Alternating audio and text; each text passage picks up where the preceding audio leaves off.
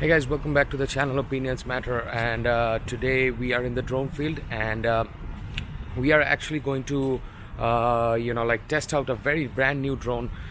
It's not actually brand new, it has been there in the market for a long time. This is the drone that I'm talking about.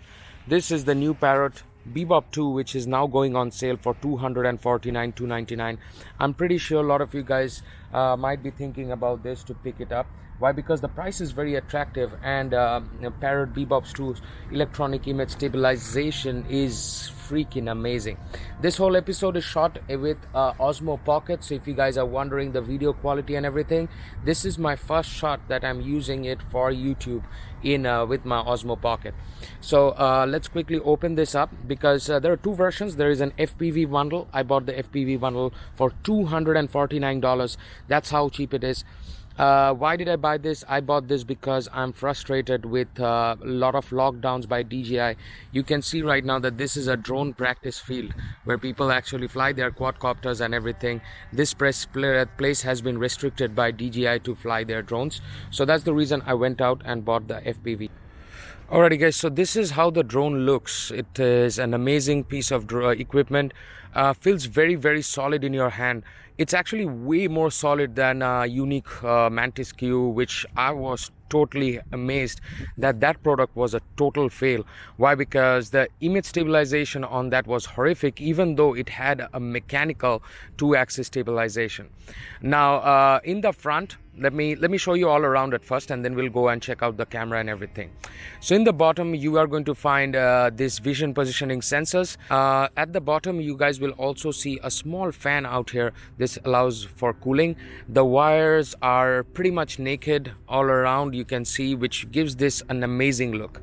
Now the Parrot Bebop 2 Power has got this small space. If you can see properly, these are shock absorbing, so you can see those tiny places. These are shock absorbing, which means that even your drone is hitting the ground very hard or anything, it's going to absorb the shock, and it's going to prevent the shock from happening to the drone. It's a very interesting piece of equipment, very well made, and you will be amazed to see the battery life on this, because this is a 2700 mAh battery, and at the back there is no SD card slot or anything. You cannot find any sort of SD card slot, so your micro USB is the way to transfer all of your drone footage. And the inbuilt storage, I'm going to write it down on the right because I literally forgot how much it is.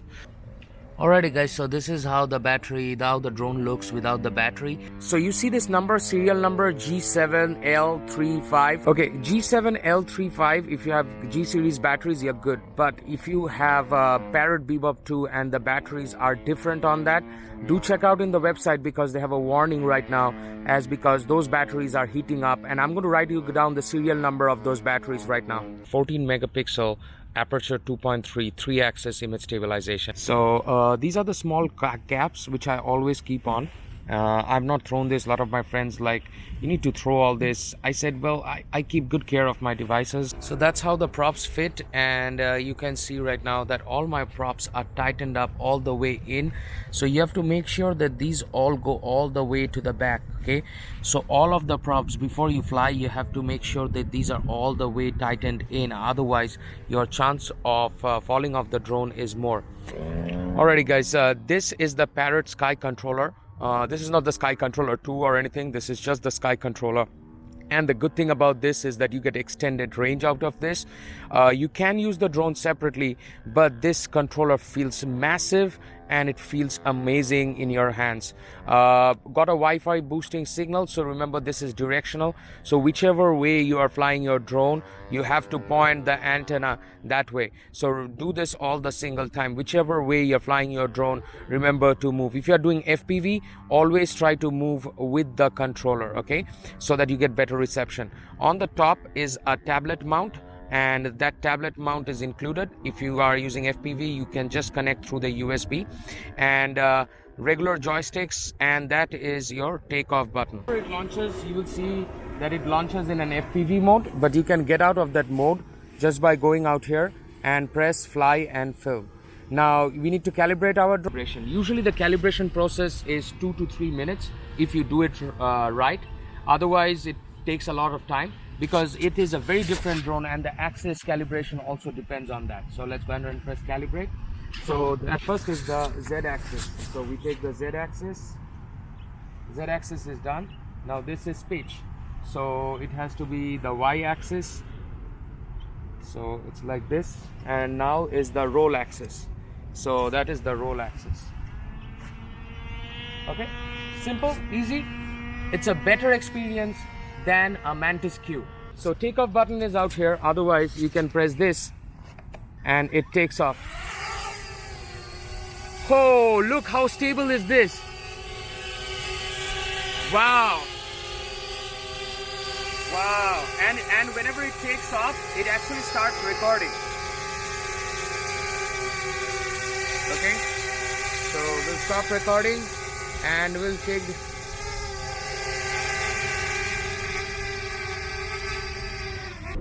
So what do you think of a $200 drone? I would say watch this one thing, that I'm at 850 feet. There is electronic stabilization going on, so I'll be pointing this. Now you will see that thing happening because it's an electronic stabilization. So if you keep your drone out here and you are flying it like this, and I'm pretty much 1,000 feet and I have no signal loss.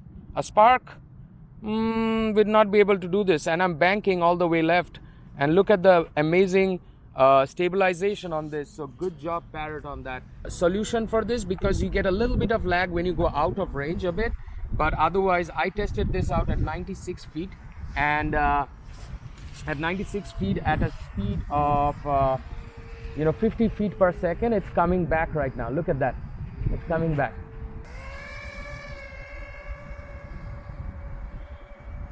What's the battery time on this?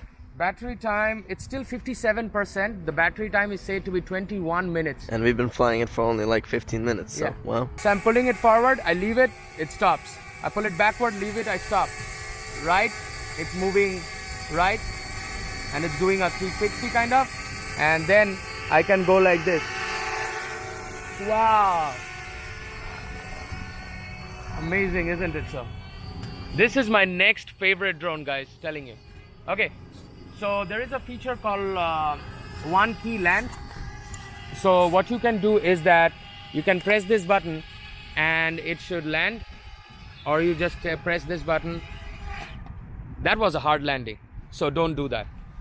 So this is how you land. You take it like this. It drops pretty hard when you do automatic, but you bring it close, and that's how badly it lands.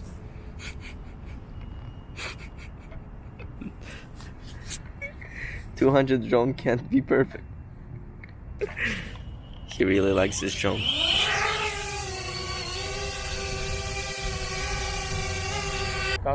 So remember this, guys, the flight time on this is roundabout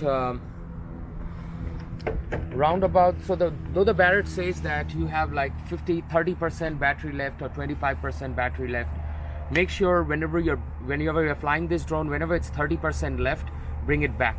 It might not be that accurate to the point as DJI drones are, but it's an amazing experience for $249. You just cannot get wrong.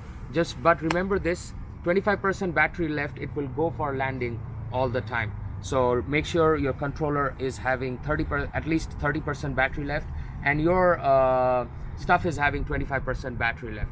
Alrighty, guys, so that was it. That was from the channel Opinions Matter. If you like this presentation, give me a big thumbs up, sharing that awesome experience with the Parrot Bebop 2. Now let me go ahead and recover my drone, which had landed abruptly out there. Take care.